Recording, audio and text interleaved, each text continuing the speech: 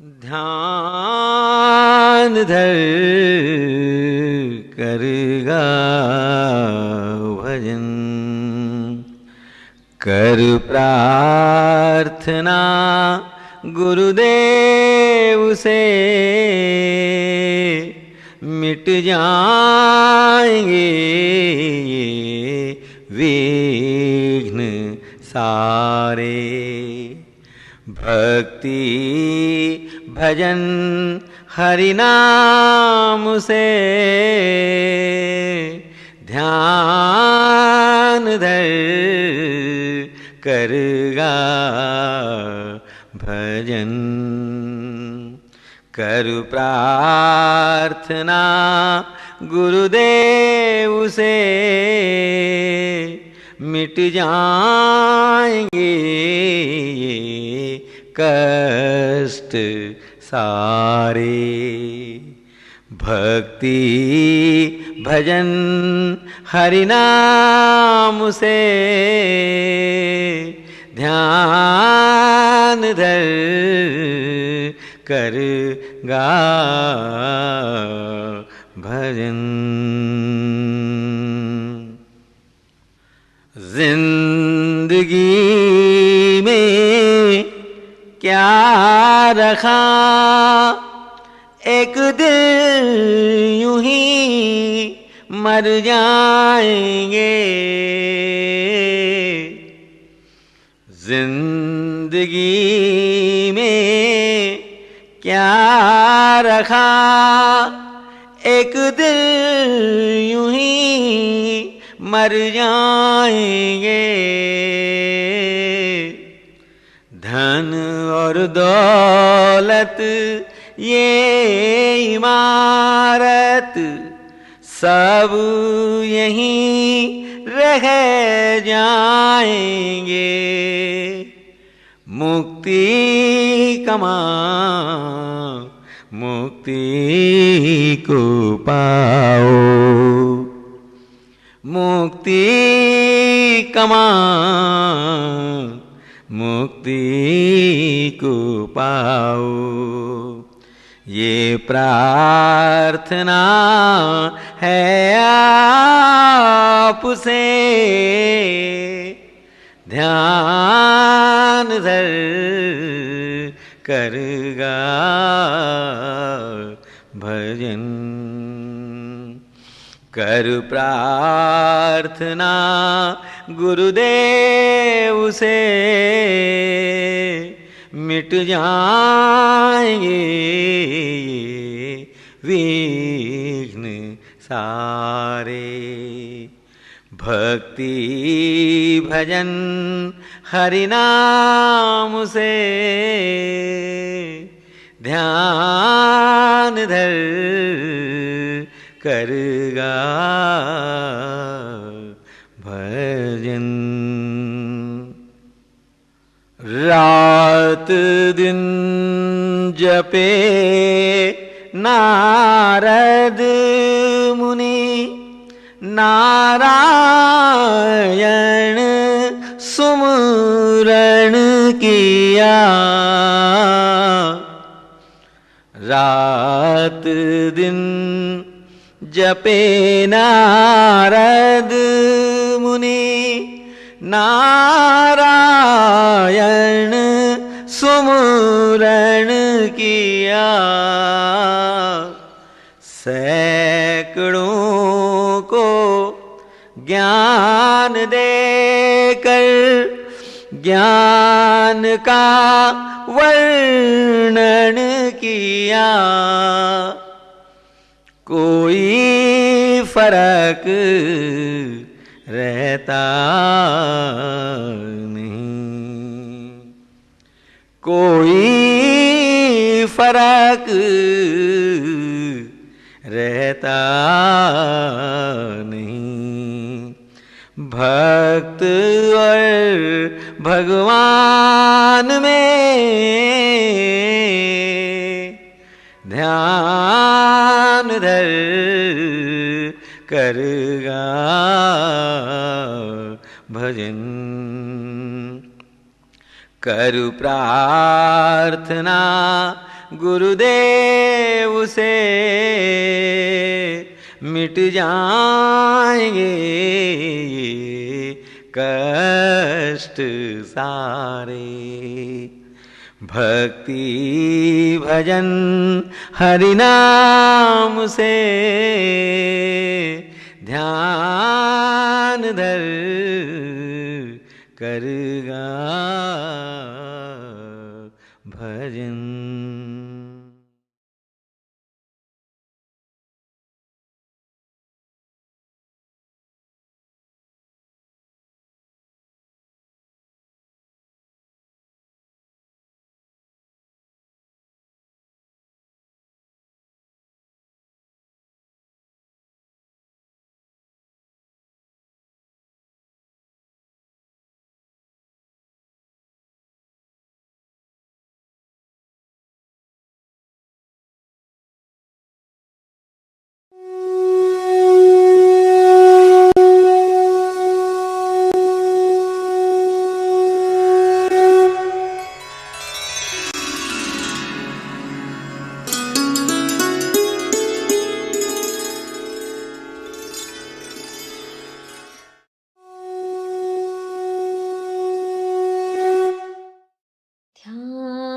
ज्यादा प्यारी लगती है मूर्ति।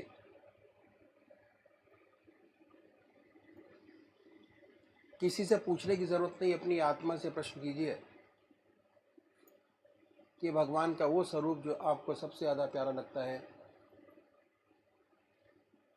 उसको चुनें।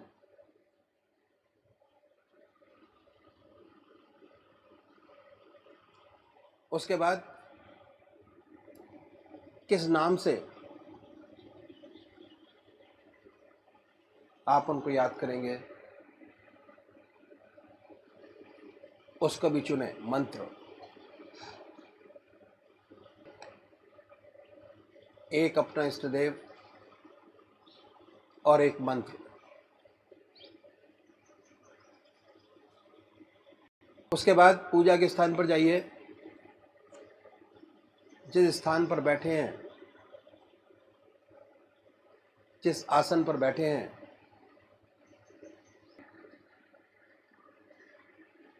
बड़े प्यार से धूप बत्ती अगरबत्ती जलाएं, बड़े आराम से बैठिए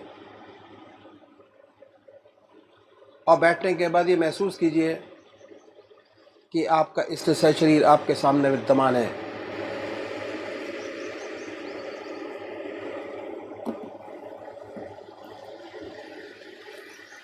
सशरीर। फिर अपने इष्ट देव की मूर्त अपने सामने बनाएं। फिर हटाइए, अपने इष्ट देव की मूर्त अपने सामने बनाएं। जो मंत्र आपका है उसको उच्चारित होते सुनिए कि हमारे हृदय से हमारे इष्ट का नाम निकल रहा है और हम सुन रहे हैं। और जब तक ऐसा ना हो, बड़े प्यार से अपने इष्ट का नाम विद फुल फोर्स से ले सकते हैं। इतना फोर्स उस नाम में होना चाहिए कि ना कोई दूसरा विचार रहे ना ख्याल, उसमें तल्लीन हो जाए, उसी की याद हो, उसी का ख्याल हो। समर्पित भाव से बड़े प्यार से अपने इष्ट के नाम को ले। आधा घंटा सुबह और आधा घंटा सायंकाल, ये 2 समय निश्चित कीजिए और आधे घंटे में 20 से 25 मिनट ध्यान को दीजिए। दूसरे वो भाई हैं जो निराकार भगवान के उपासक हैं, ओम, अल्लाह, वाहिगुरु, क्राइस्ट, गॉड, वो क्या करें, वो कैसे ध्यान करें। बड़े आराम से बैठिए, बड़े प्यार से। उसके बाद ये महसूस करें कि हमारे हर दिल की धड़कन पर जो नाम आपने चुना है वो निकल रहा है। हृदय ओम ओम कह रहा है और पूरे शरीर में वाइब्रेट करता है। उसके वाइब्रेशंस को महसूस कीजिए और आनंदित होइए। बड़े प्यार से इस काम को करना है। जब भी कोई सांसारिक बात आपके जहन में आए, दिमाग में आए, उन विचारों को हटाएं, फिर अपने इष्ट देव की याद में लगे, फिर हटाइए, अपने इष्ट देव की याद में लगिए। अगर आज ध्यान करते हुए आपके 100 विचार 1 मिनट के अंदर आते हैं तो निश्चित समझिए, अगर ये अभ्यास आप बराबर करते चले जाएंगे तो एक दिन ऐसा आएगा कि कोई विचार आपके आगे नहीं होगा। साधक की दृष्टि से गीता में 4 बात बताई।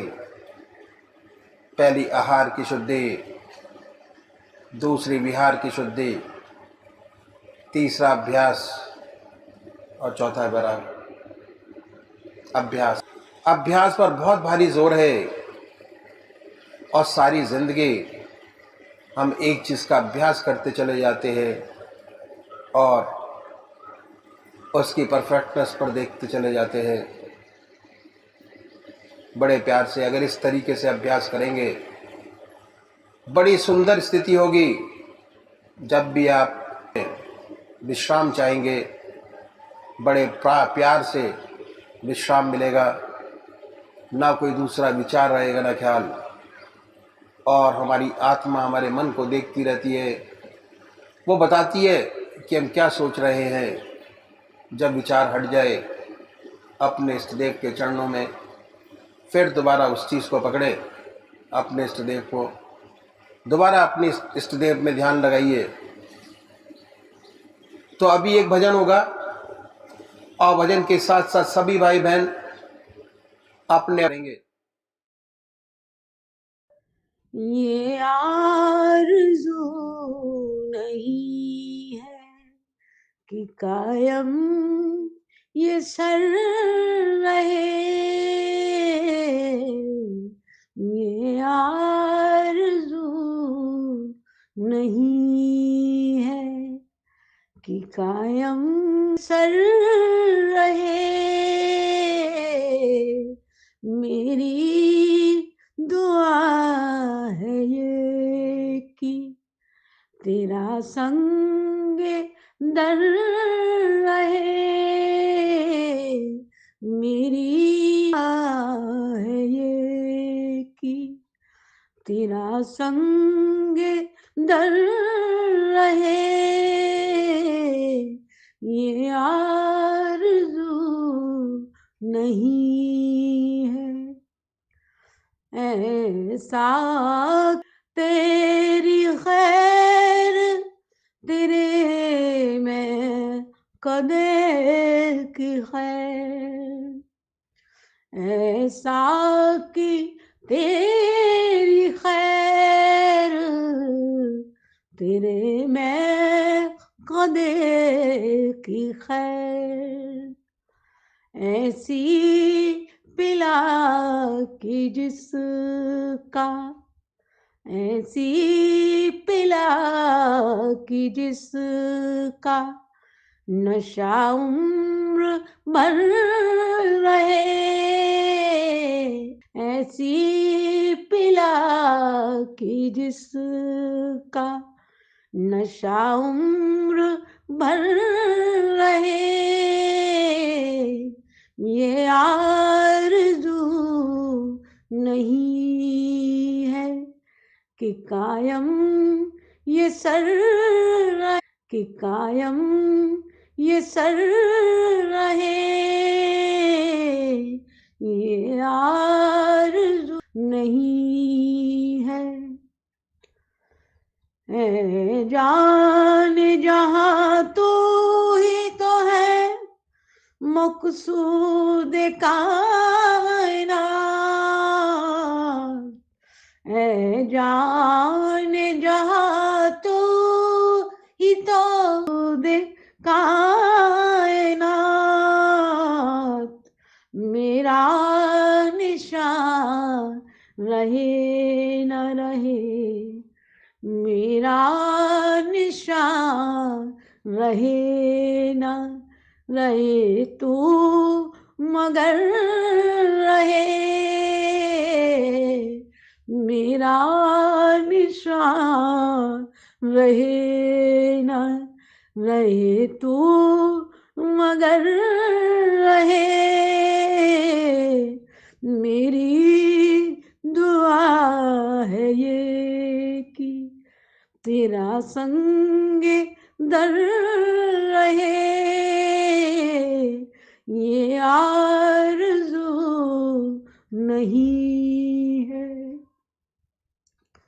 फुरक़त की सख्तियाँ मुझे मंजूर है, मगर फुरक़त की सख्तियाँ मुझे मंजूर हैं, मगर इतना जरूर हो कि इतना जरूर हो कि तुझे भी खबर ले, इतना जरूर हो कि तुझे खबर रहे, मेरी दुआ है ये कि तेरा संग दर रहे, ये आरज़ू नहीं है कि कायम ये सर रहे, ये आरज़ू नहीं है। अपनी तो आरज़ू है कि मरने के वक्त भी, अपनी तो आरज़ू है कि मरने के वक्त भी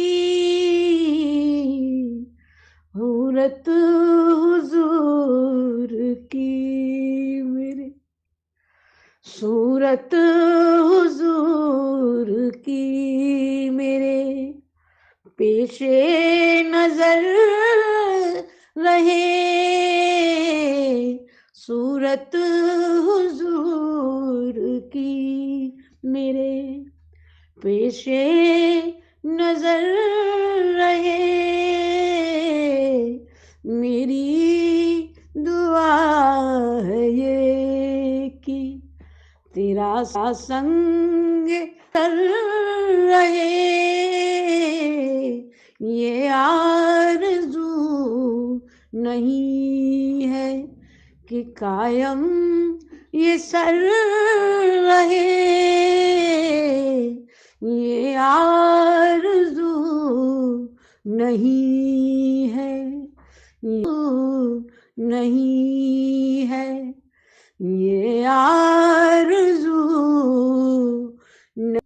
कि कायम ये सर रहे,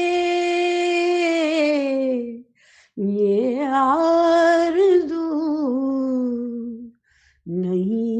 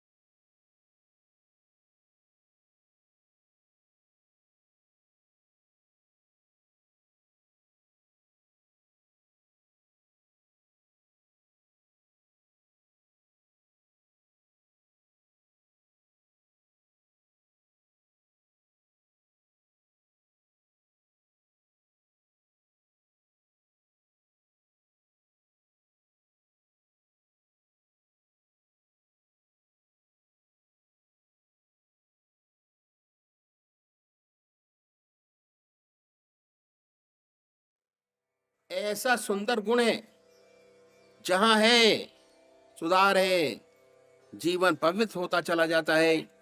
ये गुण लज्जा का। जो सच्चे साधक हैं वे अपने सद्गुरु से लजाते रहते हैं, उन्हें शर्म आती है और हमेशा कोशिश होती है कि जो काम अपने गुरु के सामने नहीं कर सकते उनके पीछे भी ना करें। तीसरा गुण है प्रेम का विश्वास। जिससे हम प्यार करते हैं उस पर हमें थोड़ा सा तो विश्वास जरूर होता है कि ये आए हैं, कम से कम इतना विश्वास तो जरूर लेकर आए कि हमारा समय खराब नहीं होगा, भगवत चर्चा होगी, कुछ ना कुछ फायदा ही होगा। अगर इतना विश्वास लेकर आए हैं तो जरूर फायदा होगा। ये विश्वास हमेशा अनुभव से होता है। अंधविश्वास बहुत खराब चीज है, गड्ढे में गिराने वाला है। अंधविश्वास कभी नहीं करना चाहिए। इसके माने ये नहीं कि हम अपने आप को इतना संकुचित कर लें कि सच्ची बात को भी न माने। अपनी बुद्धि को खुला रखिए और जिस बात को आत्मा माने उसे कबूल करिए, उस पर चलिए तो हमेशा लाभ होगा। धीरे धीरे हमारा विश्वास बढ़ता है, हम अभ्यास करते हैं, धीरे धीरे हमें अनुभव होते हैं, परमात्मा की ओर बढ़ते हैं, आत्मा का ज्ञान होता है, उसकी लीला देखते हैं। एक दिन ऐसा आता है कि हमें उन पर पूरा विश्वास हो जाता है और हम अपने को उस परमात्मा को पूरी तरह निछावर कर देते हैं, छोड़ देते हैं। और ये विश्वास होना आवश्यक है। पहले तो अपने तरीके पर विश्वास होना चाहिए कि जो तरीका हमने परमात्मा की प्राप्ति का अपनाया है वह ठीक है और सच्चा है। बहुत सोच समझकर उसमें कदम रखें।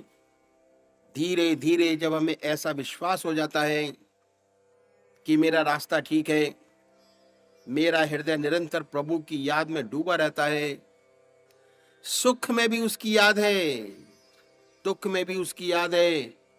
कोई समय ऐसा नहीं रहता कि जब हमें उसकी याद न रहती हो। ऐसी सुंदर हालत जब बन जाती है तो हमें विश्वास हो जाता है कि यदि ईश्वर चाहेगा तो अंत समय में भी उसकी याद नहीं छूटेगी। चिंतन और ये विश्वास ही है जो हमें पार लगाता है।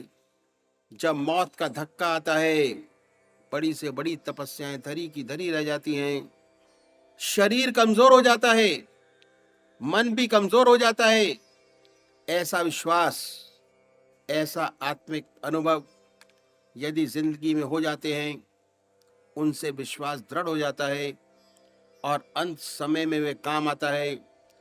इतनी बड़ी महत्ता है विश्वास की। लेकिन याद रखिए, अंधविश्वास बहुत खराब चीज है जिसे कभी नहीं करना चाहिए। हमेशा सोच समझकर विश्वास करें, अनुभव के साथ करें, बराबर लाभ होता रहेगा, बढ़ते रहेंगे आप और विश्वास ही परमात्मा से मिलाएगा। मुझे एक पौराणिक कथा याद आ गई जो मैं आपके सामने रखूंगा, बहुत सुंदर है। एक बार पार्वती जी ने शिव जी से पूछा, महाराज ये कुंभ का मेला होता है, साल में एक बार, उसमें लाखों व्यक्ति आते हैं गंगा स्नान करने के लिए। ऐसा कहते हैं कि गंगा जी ये पाप नष्ट कर देती हैं। इतने व्यक्ति आते हैं, स्नान करते हैं, तो पाप नष्ट करने में उनको बड़ी दिक्कत आती होगी। गंगा जी की बड़ी दिक्कत होती है इन पाप को नष्ट करने में। लाखों व्यक्ति सारा बोझ पापों का छोड़ जाते हैं गंगा जी के अंदर।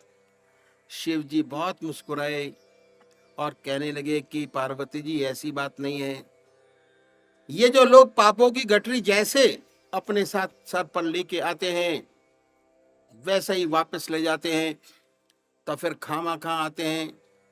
लाखों की भीड़ होती है, इतनी ट्रेन चलती हैं, बसें चलती हैं, इतना बड़ा इंतजाम किया जाता है, लगता तो ऐसा ही है पार्वती जी। ये सब दिखावा मात्र है। पार्वती जी बोली ये कैसे हो सकता है? कहा कि चलिए कुंभ का मेला लगा हुआ है, देख लें, अपने आप अपनी आंखों से देख लें। शिव जी ने अपने को कोड़ी का स्वरूप दिया और पार्वती जी को कोडिन का स्वरूप। इस तरह कोड़ी कोडिन बनकर त्रिवेणी की तरफ चले और उस रास्ते पर बैठे जहां से लाखों यात्री स्नान करने जा रहे थे और लाखों यात्री स्नान करके वापस आ रहे थे।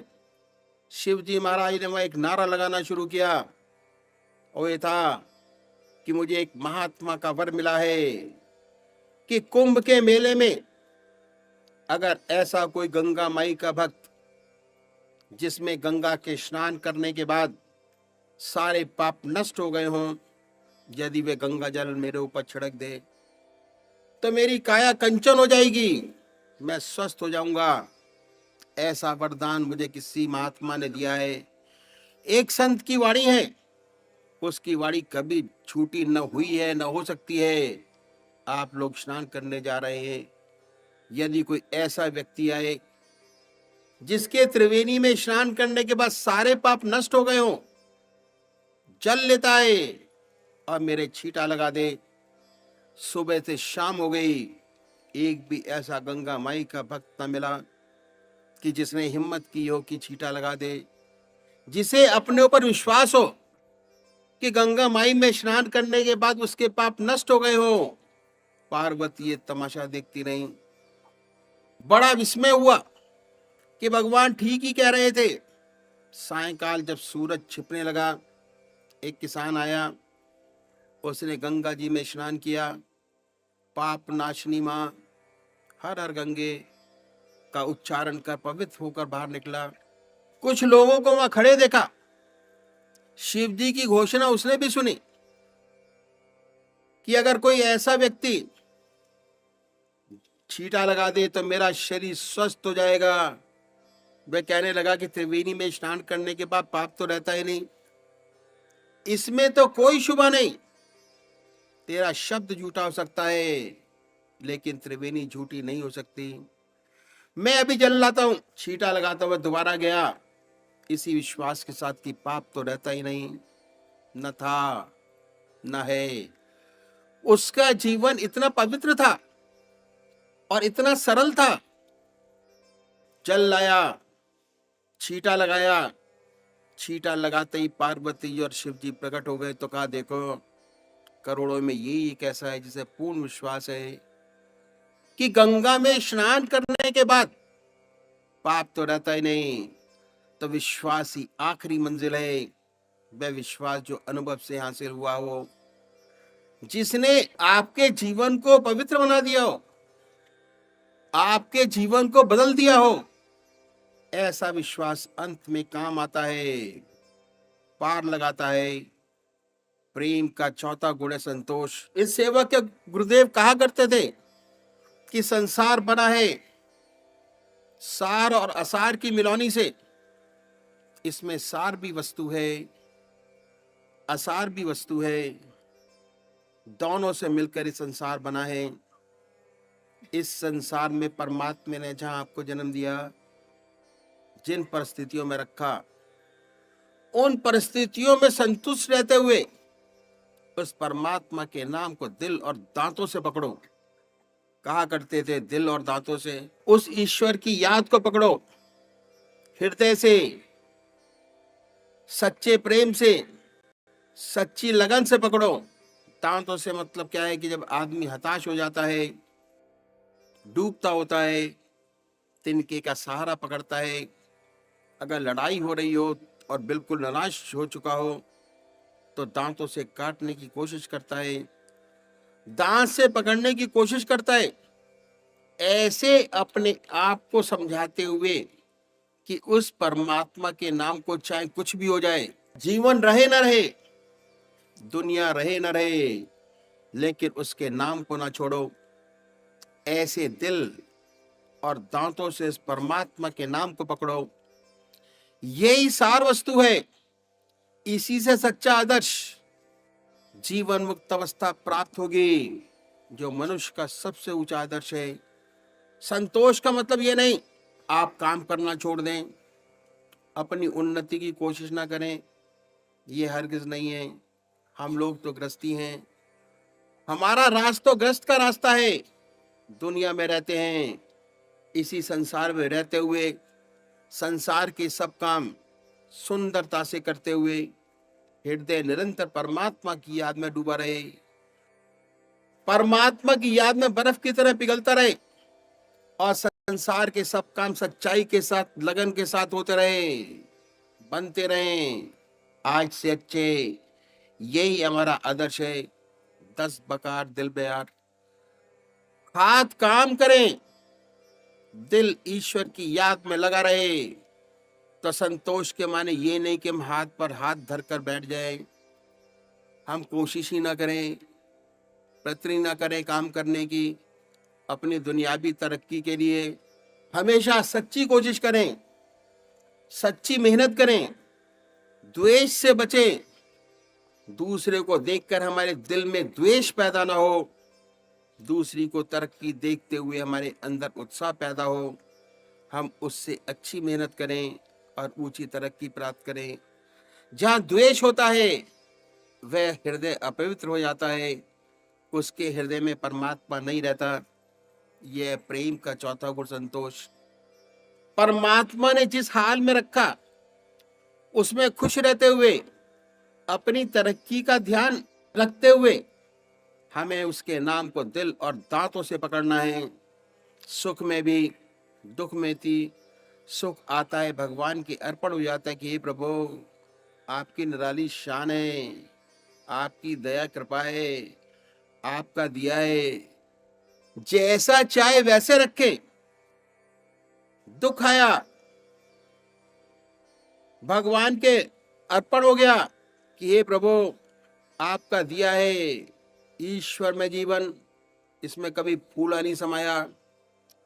ऐसा भक्त जब दुख आता है परमात्मा के चरणों को और कस के पकड़ता है, वह जानता है कि इसका निवारण उसी के चरणों में और कहीं नहीं है। परमात्मा की गहरी याद करता है, सोचता है कि शायद मुझसे कोई गलती हो गई, मैं प्रभु से थोड़ा सा विमुख हो गया हूं, जो कस पड़ा, तो भगवान को और कस के पकड़ता है। संतों ने बड़ी सुंदर वाणी कही है। संतों ने कहा है कि मेरा मन सकल सुखों को धावे, मेरा मन सकल सुखों को धावे, पर कोई सुख हाथ ना आवे। जैसे सेवर की कर सेवा, सुआ बैठ पछतावे। सेवर का वृक्ष होता है, उस पर सेवल का लाल लाल फूल बहुत अच्छा आता है। जो पक्षी है सुआ, उस फूल को देखकर मोहित हो जाता है और इस आशा में बैठा रहता है कि इसमें फल बड़ा सुंदर और अच्छा लगेगा, बड़ा सुंदर और मीठा फल आएगा। जब फल आता है तो रुई का डोडा उसमें से निकलता है, बड़ा निराश हो जाता है। ये दुनिया में बड़ी प्यारी लगती है, लेकिन धीरे धीरे जब हमें अनुभव होता है तो पता चलता है कि ये तो रुई का डोडा है। हंस अकेला आया है, अकेला ही जाएगा।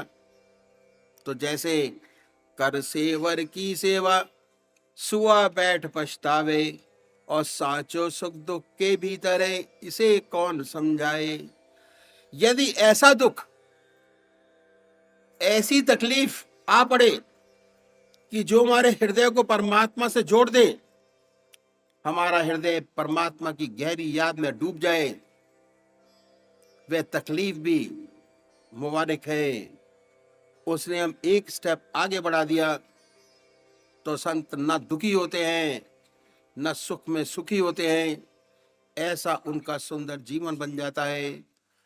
दुख आया, परमात्मा की गहरी और याद है। सुख आया तो भगवान के अर्पण हो गया, और फिर विश्वास हो जाता है कि जब आखिरी वक्त आएगा अवश्य उसकी याद आएगी। भगवान श्री कृष्ण ने कहा है कि जो मनुष्य मेरे को याद करते करते अपना शरीर फूल की तरह छोड़ता है, मुझे पाता है। सच्ची आशा हो जाती है कि एक दिन हमें सच्चा आदर्श, सच्चा जीवन प्राप्त होगा, और एक दिन ऐसा आएगा कि ज्योति से ज्योति एकाकार हो जाएगी। एक सेवक के गुरुदेव कहा करते थे कि निशाते जिंदगी है, जिंदगी का यूं बसर होना। निशाते जिंदगी है, जिंदगी का यूं बसर होना। निशाते जिंदगी में जिंदगी से बेखबर होना। ये सच्ची जिंदगी। दुनिया के सारे वैभव आपके पास मौजूद है, लेकिन उसको कोई ज्ञान ही नहीं। सारे वैभवों में रहता हुआ इसका कोई ज्ञान नहीं, क्योंकि उसका हृदय तो अपने आत्मा के रस को चूसता रहता है। निरंतर इस ईश्वर की याद है, निरंतर ईश्वर की याद में लगा रहता है, उसी के आनंद में आनंद विभोर है। इसका उस पर कोई असर नहीं होता। ये है सच्ची जिंदगी। इसी संसार में है, इसी दुनिया में है, सबके बीच, लेकिन हृदय परमात्मा में ऐसा लगा रहे कि इस सब का हमको पर कोई असर ना पड़े। ये है सच्ची जिंदगी। और ये है प्रेम का चौथा गुण, संतोष। प्रेम का पांचवा गुण, त्याग, इसार और कुर्बानी। एक दिया जलता है, तेल और बाती ठीक है, रोशनी अच्छी देगा। जब लौ जलना शुरू करती है तो चिराग की लौ में धुआं पैदा हो जाता है, तो क्या करते हैं, कैंची से उसको छाट देते हैं। तेल दिए में और डाला, तेल जलने लगता है, फिर दिया रोशनी देने लगता है। परमात्मा की असीम दया कृपा से परमात्मा का प्रेम जागृत हो जाए आपके हृदय में, तो साधक को चाहिए कि त्याग की कैंची से उस लौ को सदैव प्रज्वलित करता रहे। ऐसा ना हो कि इसमें धुआं पैदा हो जाए। त्याग है शरीर का, त्याग है समय का, त्याग है धन का। ये सब त्याग हमें अपनी लौ को कायम रखने में मदद करते हैं। और सबसे ऊंचा त्याग है मन का, कि मन निरंतर उस परमात्मा की याद में लगा रहे, एक भी क्षण को इधर उधर ना जाए। सबसे ऊंचा त्याग है मन का। ऐसी लौ उसके नाम की हमारे हृदय में जागृत हो, जो निरंतर जलती रहे। और जब लौ निरंतर जलती रहती है, तब हमारे हृदय का अपना दीपक जल जाता है और चिरागों को जलाता है। एक चिराग से दूसरा चिराग जलता है। हमें ऐसा चिराग बनना है जिसमें परमात्मा की लौ हमेशा जलती रहे, ईश्वर की याद हमारे हृदय में निरंतर जलती रहे। खाते पीते सोते जागते बनती रहे, लौ निरंतर हमारे हृदय में प्रभु के नाम की जलती रहे। तब हमारे हृदय में ऐसी रोशनी, ऐसा प्रकाश पैदा होगा कि दूसरे लोग आएंगे, उनके हृदय भी प्रकाशमय हो जाएंगे। लोग कहते हैं कि पतंगा बड़ा प्रेमी है, लौ पर अपने प्राण न्यौछावर कर देता है और अपने आप को जला देता है। लेकिन ये भूल जाते हैं कि पतंगा कब जलता है। पतंगा जब जलता है जब लौ खुद जल लेती है, तब पतंगा अपने आप को जलाता है। तो ये रास्ता अध्यात्म के विकास का, फैलाव का। हमारे हृदय में सच्ची लौ जागृत हो जाए, सच्चा प्रेम अपने इष्ट के प्रति बन जाए, सच्चा प्रेम उत्पन्न हो जाए। प्रेम से परमात्मा मिलता है। विनय और प्रेम दो विशेष गुण हैं, हमें ईश्वर तक ले जाते हैं और हमारे जीवन का सच्चा लक्ष्य, मुक्त अवस्था जीवन, वहां तक पहुंचाते हैं। तो ये बातें हैं जो हमारी पूजा को सच्चा बनाती हैं, परमात्मा तक ले जाती हैं। विनय प्रेम बस भई भवानी, खसी माल मूरत मुस्कानी। विनय और सत्य प्रेम जब ईश्वर और सद्गुरु कृपा से साधक के हृदय में प्रभु प्रेम की लौ अर्थात पवित्र भावना रूपी भावना जागृत हो जाती है, समस्त मलक्षेप का नाश हो जाता है। हृदय निरंतर प्रभु प्रेम में सराबोर डूबा रहता है। आत्मयी अवस्था हो जाती है। साधक शांत चित्त हो जीवन मुक्त अवस्था में बना रहता है। परमात्मा तू ही है, तेरी इच्छा पूर्ण हो।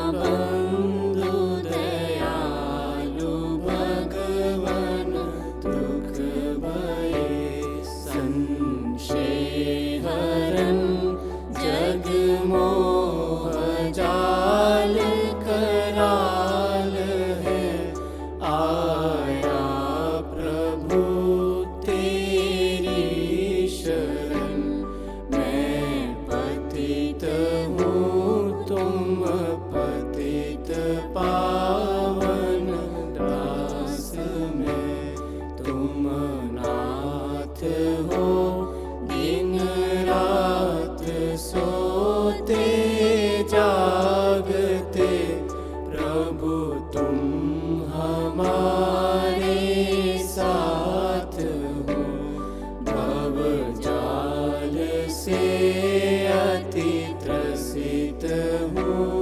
करता बने हो हे पिता कर जोड़ कर अति दीनता से नाथ ये वर मांगता गुरु के चरण में प्रेम और गुरु भक्ति मुझको दीजिए श्रद्धा बड़े गुरुदेव में ऐसा अनुग्रह कीजिए सर्वस्व अर्पण कर सकूं प्रीति बढ़े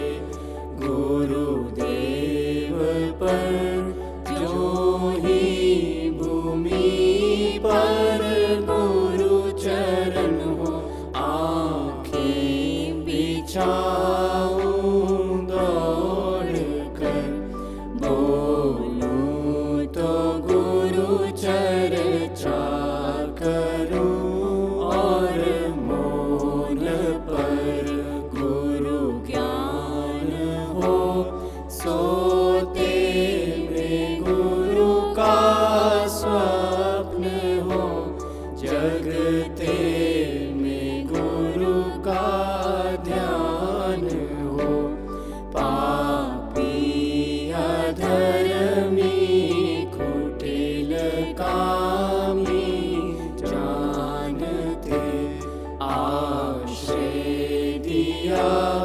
गृहवासी गुरुदेव जी निज दास मुझको कर लिया अंतिम विनय है आपसे पूरन गुरु पूरन पिता तब चरण पर हो